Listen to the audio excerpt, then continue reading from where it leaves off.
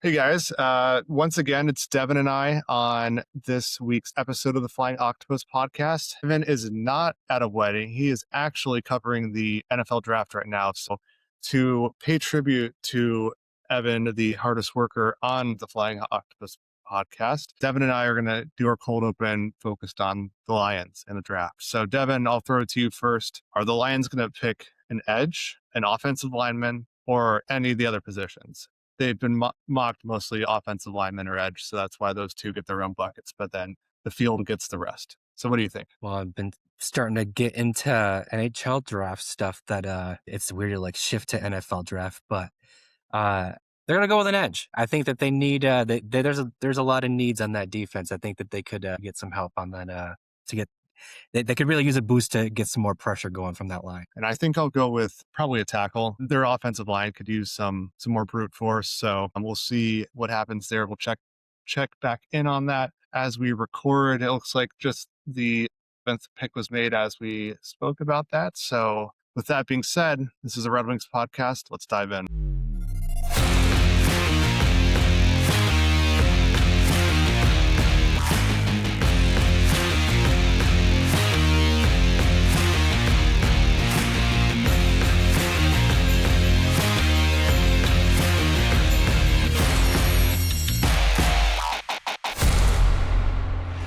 Welcome to the Flying Octopus Podcast, offering a new perspective on Red Wings hockey, as well as all the important news from around the NHL. And now, here are your hosts, Tony Wolak, Devin Little, and Evan Sabrin. Hey, it's Carter Bear, and you're listening to the Flying Octopus Podcast. Welcome to episode 80 of the Flying Octopus Podcast. As I mentioned earlier, I am Tony, this is Devin, and Evan is covering the NFL draft. So today we're going to get into the end of year press conference that Steve Yzerman and Todd McLellan had with the Red Wings and share, our thoughts on that. And Devin, just kind of run down the list. A lot was covered by Yzerman and McLellan, but some of the key notes, flat out, Yzerman said that the team needs to improve. They need better players. Yzerman and the Ilitches are disappointed in the results. They've had conversations about this already. Specifically mentioned that Detroit's 5-on-5 scoring needs to improve, as does their bottom six. Yzerman expects more from some guys, and even those who had good seasons. So, it doesn't matter if you're Dylan Larkin, Lucas Raymond, there's still room to grow, and they can't fault him for thinking that. But Detroit needs to be harder to play against. They need more offense from the center position, need to be better at getting to the dirty areas and around that and generating opportunities there. From a lineup perspective, there needs to be some more clarity with roles and more buy-in and commitment to that, especially in the bottom six. Yzerman said he's willing to be aggressive in the trade market with the weak free agent class.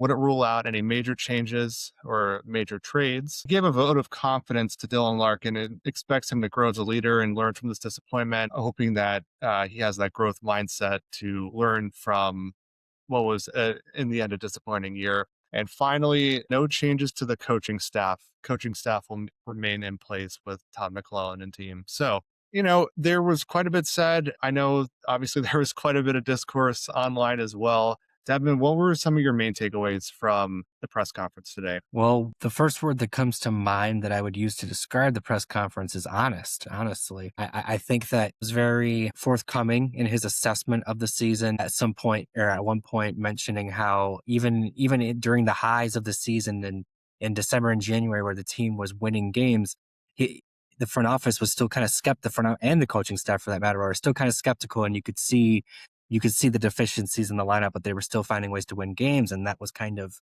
what fueled their optimism into leading into the Falk and the Perron trades at the trade deadline.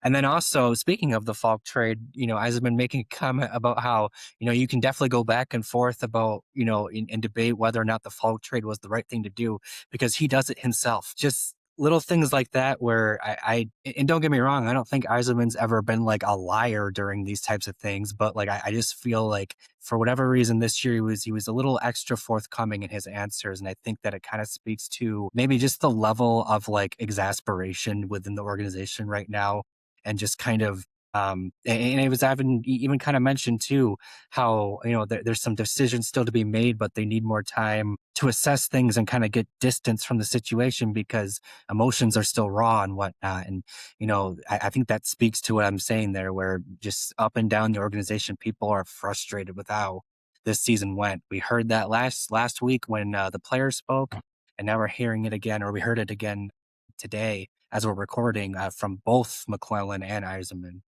It was definitely a change of pace from what we've heard in the past, wasn't it? Like usually these end of year press conferences are like made some progress, like these things, but like you said, not super forthcoming, sticking to the high level notes. I felt like Yzerman was more critical of the team than he's ever been. Not that Yeah. he, has always been like just a super positive guy with how the team is performing or anything like that, but like flat out saying we need better players or we need to improve X, we need to improve Y and Z. Like it was an honest, brutal assessment of the team. And it was refreshing, honestly. It's like, that regardless of how the season started, was in the middle and ended, they are looking at the big picture here and analyzing it and being like, this is not good enough. And there's no more of this, well, we're building, we're going to get there. It's like, no.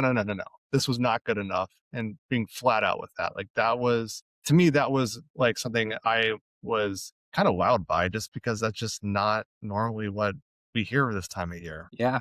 I think that it speaks to the growth that the team has experienced over the last couple of years, specifically the steps that the Red Wings haven't taken. But I feel like where we are today speaks to the steps that they have taken. The fact that they can be frustrated with a season like this, the fact that players like Dylan Larkin and Lucas Raymond can be frustrated with their own seasons despite having really strong seasons kind of speaks to how the bar has been lifted in Detroit. They're not that team, like you said, that's building anymore. They're a team that genuinely believes it should be in the playoffs. It should be that the playoff drought probably should have ended now 3 seasons ago to a lot of them, right? They're a team that wanted their general manager to buy at the deadline. He did it, and they didn't get the job done. And I think, just whether it was coming from Yzerman or whether it was coming from McLellan, I think it to how there's a different standard when it comes to Red Wings hockey now, and it's returning to the standard, slowly but surely,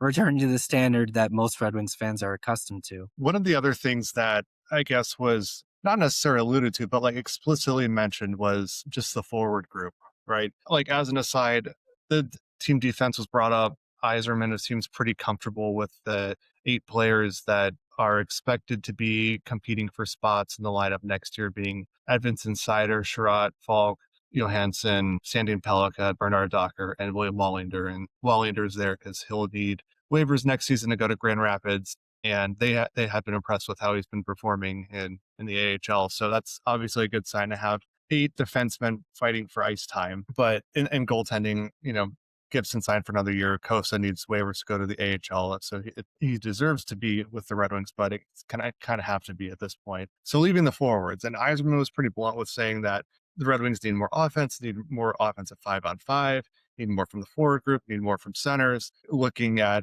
potential options for a top 6 forward. Bottom 6 needs to have identity and more talent there.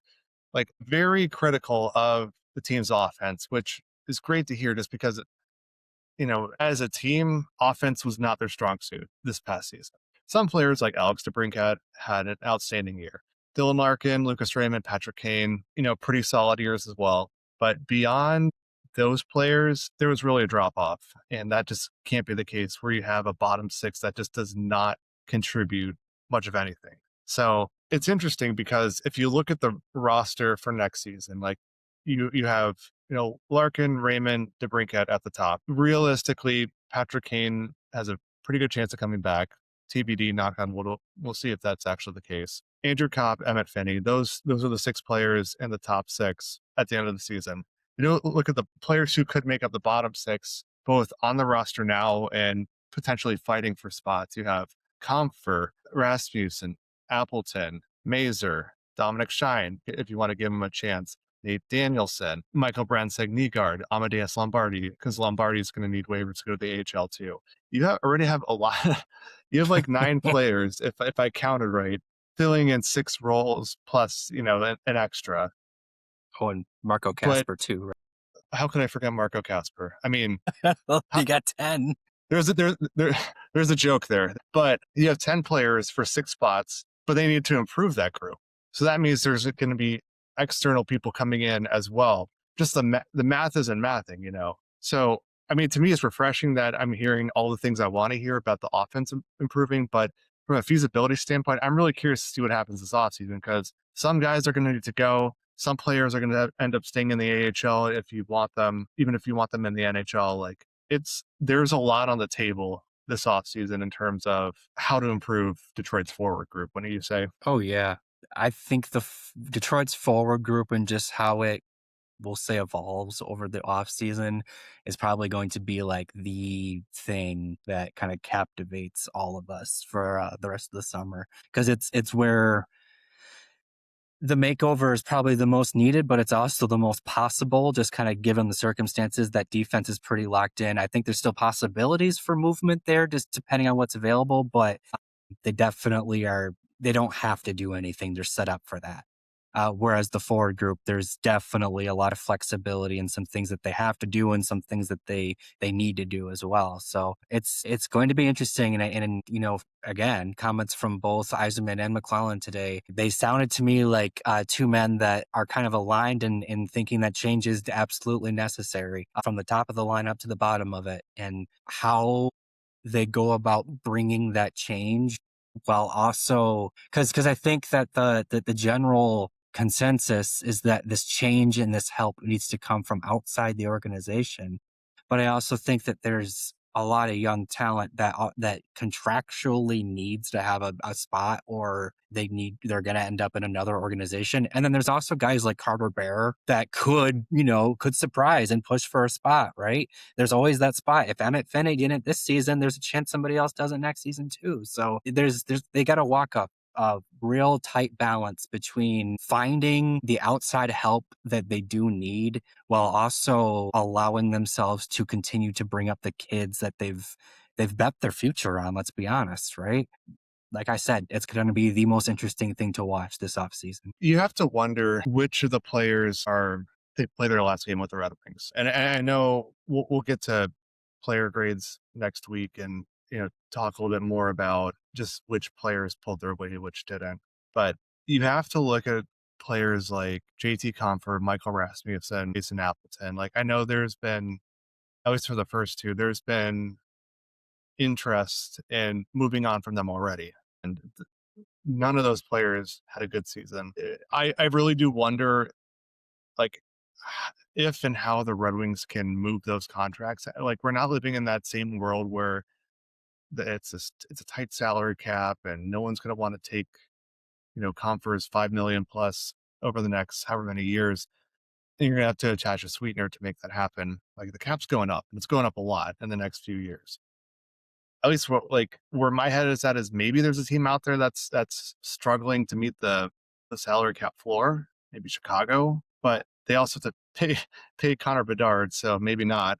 But it's going to be difficult because there's the Red Wings need to make space for new players, better players, but who are you subtracting? It's not super clear. Obviously buyouts are an option as well, but that might hamstring you a little bit from a salary cap perspective too. For me, I am equally as interested in who the Red Wings can bring in and who are they subtracting out. Both those to me are equally as important.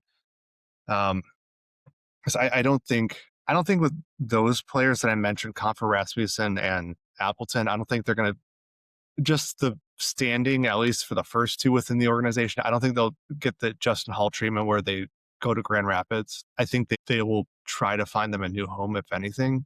These are the main players. Let's be honest, that if you're looking for more talent to bring in, these are the players that are coming out one way or another to make room for the more talented players. And also, and this may be me looking for things that aren't there, let's be honest. But when Yzerman said we need better players, at first I thought, cool, off-season additions. But then my second thought was that a phrasing thing? we need better players. Like our current players need to be better. So it makes you think like, is it a combination of both? Like, are the Red Wings going to give some of these players that I just mentioned like an opportunity to prove themselves, even though they've had the opportunity to do so already? Like, I don't know, but I do think it's shaping up to be an extremely intriguing offseason. One player who I think got a couple of different votes of confidence throughout the presser and who I think falls into the camp of a disappointment this season, but I would say you definitely give him the chance to prove himself again. He's earned that opportunity. It's Marco Kasper. He's somebody that obviously did not have the sophomore season he wanted to have, or anybody really expected him to have.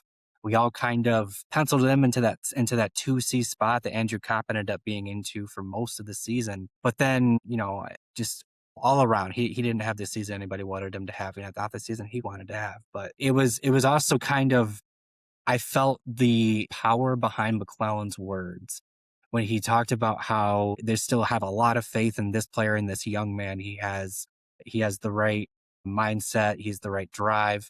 And he talked about how moving Kasper up and down the lineup is almost kind of a compliment to him because he believes he can fill all those different roles and whatnot.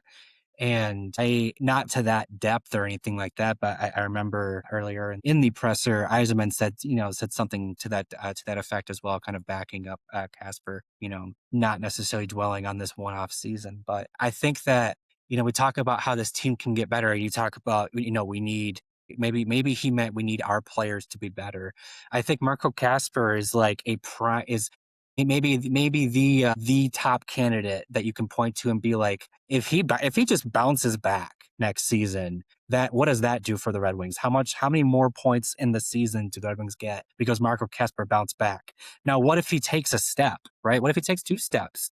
He drafted a player 8th overall. You expect him to be able to make some leaps every now and then, right? And I think that with this player, it's possible. And he alone could be a player that not only makes the Red Wings harder to play against, but also adds an element of skill to the top 6. That kind of goes back to what I was talking about before, where you got to walk that tightrope, because theoretically Marco Kasper could be your answer to some of these problems, but you can't bet on it, right? Like if you bet on it again and he still falls flat, then you did nothing to solve your problem. So it's weird. To some extent, you want them to go out and make this big swing and bring in their own Matthew Tkachuk like the Panthers did a few years ago. But also, if you do that, what ripple effect does that have to some of your kids, and what does that kind of lock you into moving forward? But I don't know. It's going to be interesting. Like I said, it was refreshing to hear just the organizational backing behind Kasper. I know I'm expecting him to bounce back, and like I said, I think he could be part of the solution. What do you think, Tony? To be honest, going into the season, I didn't think he'd have this much of like a steep decline from his rookie year. That's also because I was penciling him into the top 6 for most of the season. I wasn't really factoring Emmett Finney, his emergence, sticking around. I wasn't exactly factoring in Andrew Kopp having great chemistry with Patrick Kane and Alex DeBrincat. So I was expecting him to take a step this season. What ultimately ended up happening was he was pretty much stuck in the bottom 6. Now, there were times they played with Kane and DeBrincat. There was time where he played on Larkin's line. When Larkin was out, I think he spent time with Raymond and Finney. But for the most part, he was in the bottom 6. And as we just talked about, there was no talent in the bottom 6. So it's like, how can this guy, like you're asking this guy to drive a line in the bottom 6 with players with no talent? Like, that's asking a lot. It also makes me think about when Dylan Larkin was a sophomore and he was relegated to third line duties, where he played a lot of time with Riley Shan and Luke Glendening. And he had a slump, but then he bounced back. So I'm not saying Kasper is going to be like a 70-point player next season or anything like that. But if you look at the bigger picture, like who he was lined up with for most of the year, it's not a surprise how many points he ended up with at the end. It's not a surprise that he slumped and he was just off his game for a chunk of the season, just because he was in an unfamiliar environment and not getting a ton of help. So I think there's a learning experiences. I think there's also precedent for this happening and there being a bounce back. So I'm not overly concerned about him going into next year, so long as the Red Wings go on and get those talented players for the bottom of the lineup. So whether Kasper is in the top 6 or in the bottom 6, They are players who can score goals around him and help him score goals. Doesn't need to be dependent on other players, but obviously you play better hockey when you have better players next to you. Now, that it was refreshing to hear just the vote of confidence in him. What opposite of refreshing? What did you make of the criticality directed towards Steve Yzerman and his job security and Dylan Larkin and whether or not he's the right player to be leading this team? So I feel like those questions, those themes were not something that we've heard in the past, apart from the whole thing last year about Larkin wanting trade deadline additions. But yeah, kind of surprising that literally the second reporter to ask questions after Helene St. James, of course, was asking about Yzerman's job security. And to which, Yzerman says he intends to see it through, and, him and the Illiches are in lockstep. So hopefully this puts to bed anything about Yzerman leaving. He definitely didn't say concretely that he's staying the general manager indefinitely, but I hope this puts to rest just this whole conversation about, like, might Yzerman step down? Like, no, this guy does not back down from a challenge. I don't think Dylan Larkin's that kind of player either. So to hear these questions, it was definitely interesting, wasn't it? Yes, it was. I particularly liked his response to the phrasing of one of the questions where he was like, "Well, I'm not just going to do nothing and hope for the best or whatever." It was Yeah. like, that question could be the topic of a whole other segment. But anyways, I think it does speak to just kind of the rising temperature in Detroit, though, right? Like. And I mean, we're all experiencing it. We all see it. If you interact with Red Wings stuff on social media at all, you know kind of where the vibe is at right now. But it also kind of speaks to how detached that is from reality. Because, George, who we have on the show from time to time, we love you, George. He always talks about how he's GM for life, really. And it's, to some extent, it's true. Like he has a job unless everything just implodes. He has a job as long as he wants one. Let's be honest. And you can argue whether or not that's good or bad, but I think if nothing else, like you said, it should put all that stuff to bed, because it's just not really a possibility, at least not at this time, at least not with the current state of things. Also, too, like what answer are you expecting to also, like when you're asking a general manager about their job status? Like, are you gonna, hey, are you feeling the pressure? Like, are you feeling like maybe your seat's getting a little hot? Are you expecting them to be like, yeah, dude, the boss just told me I got to get in the playoffs next year. He's going to fire me. Like, they're never going to say that. What answer are you expecting from that, other than I'm going to keep doing my job and we're going to keep doing the process? Like, I don't know. But the Larkin stuff too, just real quick. I don't even know where that comes from, other than people trying to find the reason why March is a thing. And I think that just the vibe right now is that it's in-room locker leadership, and Larkin's been the captain for a while now. He and Rasmussen are the longest running people, and what is that, whatever. But it's anyone that has played with Larkin speaks to how his passion for the team and his passion for his teammates. Team USA, he was the motor of that team, or whatever. I forget the exact phrasing, but even though he didn't wear a letter for that team, he was very clearly one of the most important members of that team. And then you hear Moritz Seider, Lucas Raymond, even Patrick Kane talk about how great of a captain he is in that locker room, how important he is in that locker room. And you hear all of his head coaches say the same stuff too. The only place though that stuff comes from is people trying to point blame. And I'm not saying Larkin passed this season with an A+ or anything like that, but he certainly is not the one to pin all of this on. He's not the reason that March has been plaguing the Red Wings the last few years. I will say for Larkin, and I wrote about this a couple of weeks ago. I have no qualms with his effort. I have no qualms with his offensive production. 5-on-5, again, you hope that's better next season. Like Yzerman said, that was a problem for everyone, not just Larkin. The only thing that I see as like a thing, if you will, is Larkin himself is a good leader. Like, he is the person you want to wear the C on the jersey. The only thing that I am more so curious about in terms of team dynamics is him rallying the team behind him. Like, just because he gives 100% effort every night. So do some other players. But then there are plenty of other players, like we've covered, who are jerseys. That's the one thing. And this kind of goes back to those collapses, like in recent years, is leading by example only takes you so far. You also need to drag the rest of the team into the fight too. And I think that's an area of opportunity for him. It's obviously really difficult to quantify these qualitative traits like leadership. Just the team effort from everyone else. And when it doesn't line up with their captain, it makes you wonder, like, why? Like, why are these players not following his lead? Why are these players not matching his effort? Is it that Larkin can't rally them behind him? Is it that these players are just tuning him out?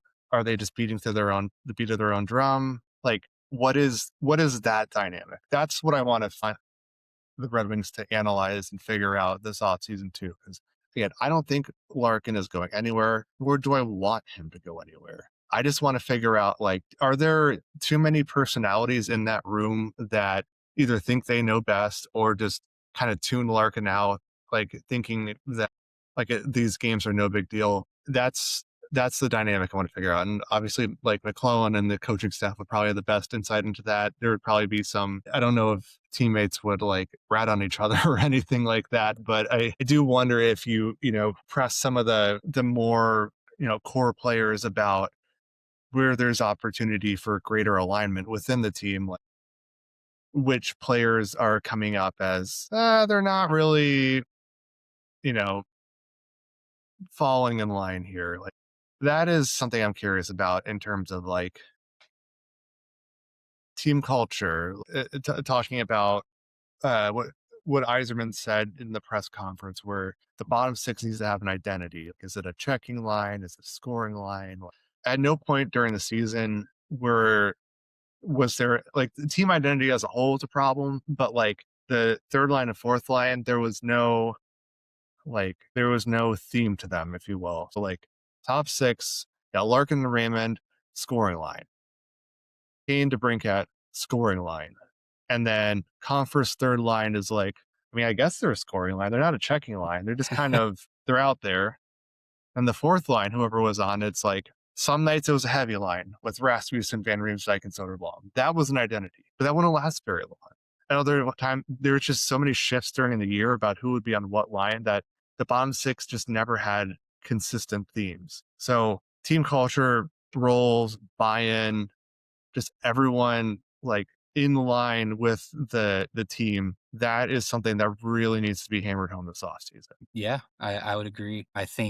Thinking. So I'm going to actually use this as kind of a piggyback launch pad into kind of another part of the press availability. A couple of things. I'm going to piece kind of two things together here. One, it was mentioned or even stated plainly that there's going to be no changes to Todd McLellan's coaching staff heading into next season. And then the other thing I'm going to stitch and attach to it is that Yzerman was asked about changes to his front office, changes to the roster, just the possibility of changes at that level. And that is when he'd mentioned that he needs time to assess. He needs time to, he just needs more time to process and figure out kind of what the right way forward is. So I guess kind of I have a two-parter to this. The first thing is that I can understand, because at the end of the day, I don't think coaching is what failed the team this season. And from that perspective, I completely understand why you don't change the coaching staff. What is interesting to me is that you need time to think about changes you might make to the front office and the roster, but right away that the coaching staff is fine. It's interesting to me that you don't need time to assess the coaching staff. And I guess before getting too far into the woods here, I just real quick pick your brain here, Tony. What did you make of just that statement that the coaching staff is returning next season? The one coach that I was curious about was Alex Tangay, just because of their offensive struggles the last two seasons. I think most people would come to that same conclusion, but he's also been instrumental to their power play. So not a shock. He did say that everyone would be back. I would be curious if they added another assistant just to bring another mind into the game planning, there to help the offense more so than anything. But it does bring up. You're right. It is interesting that like the front.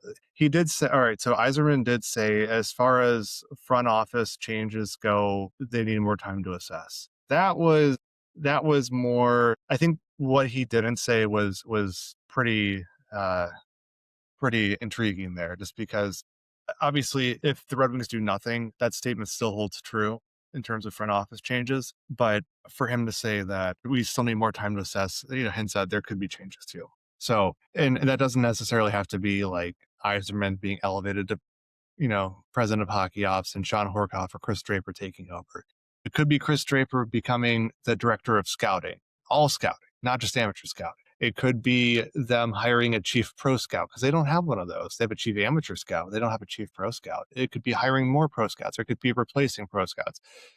It could be hiring, more people for the analytics department. It could be building out their sports science department even more so than it already is, to look for just efficiencies there and opportunities there and competitive advantages. Suffice to say, and I feel like I say this every offseason, but this is probably the most critical offseason that Yzerman's had since becoming general manager of the Red Wings, just because there's so much riding now. Before it was just like getting them back on track. Now it's like they're close and they've been close, and you can't have this team plateau. So how are you going to, get this team over the hump? We'll have a lot of time to talk about that over these next few months, won't we? We sure will.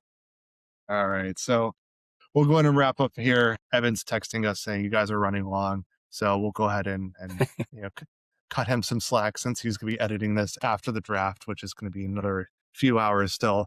By the way, the Lions selected offensive tackle Blake Miller. So there we go. We're back on track and with the football team. So let's see if the Red Wings can. Oh, they don't have a first round pick. All right, folks, that's it for this week. We'll catch you next time. This has been the Flying Octopus Podcast. And catch you later. Thanks for listening to the Flying Octopus Podcast. Follow us on YouTube at the Flying Octopus channel and Twitter at Flying Octopod.